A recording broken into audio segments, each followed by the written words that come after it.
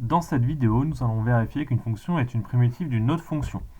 Donc on va le vérifier avec un exemple. Donc vérifier que grand f de x égale x ln de x moins x est une primitive de la fonction ln de x sur 0 plus l'infini. Donc la méthode, pour montrer que grand f est une primitive de petit f sur l'intervalle i, on prouve que grand f est dérivable sur l'intervalle grand i et que la dérivée de grand f donne petit f. En faisant ça, ça prouvera qu'on aura bien que grand f sera bien une primitive de petit f.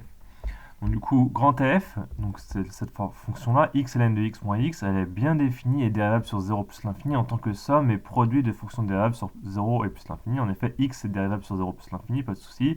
Ln de x est bien défini et dérivable sur 0 exclu plus l'infini. Même chose à droite, x aussi, donc par différence, on obtient bien que grand f de x est une fonction dérivable sur 0 plus l'infini. Donc du coup, on sait que cette fonction est dérivable, on va pouvoir la dériver. Donc là, on dérive une différence. Donc du coup, on va dériver le premier terme de la différence ici, moins la dérivée du deuxième terme. Alors, le premier terme à dériver, c'est un produit ici. Donc on va faire du u fois v après. Et la dérivée de x ici, c'est 1. Donc du coup, on peut faire directement ici. Maintenant, on va essayer de dériver x fois ln de x. Donc x ln de x, on va le noter grand G de x égale x ln de x, et on va dériver ça. Donc du coup, on voit que G est bien de la forme u fois v, un produit.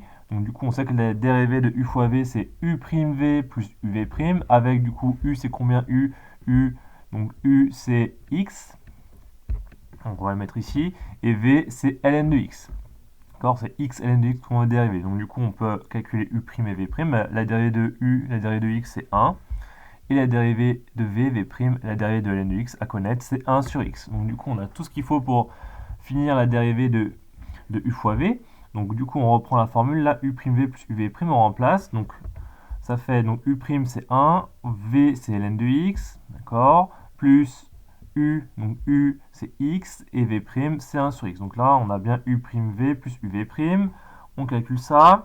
Donc 1 fois quelque chose, bah, c'est quelque chose, c'est ln de x. Il reste à multiplier x avec 1 sur x. Donc soit vous le faites directement et vous voyez que c'est 1, ou soit sinon x, on le met sous forme de fraction, c'est x sur 1.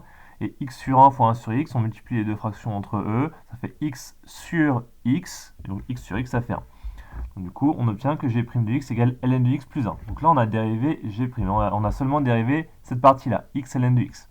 D'accord? Donc du coup, on sait que la dérivée de x ln de x, c'est ln de x plus 1. Donc on va utiliser ça. Donc du coup, f' de x est égal à quoi? Du coup, bah, on remplace par le résultat qu'on a trouvé. Donc la dérivée de x ln de x, on a vu que c'était ln de x plus 1.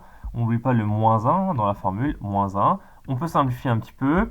Le plus 1 et le moins 1 se simplifient. Il reste du coup ln de x. Donc la dérivée de grand f ici, c'est ln de x, qui est en fait petit f. Donc du coup, on a bien f' de x égale grand f' de x égale petit f de x. Et donc, par conséquent, grand f est bien une primitive de petit f sur l'intervalle 0 plus l'infini.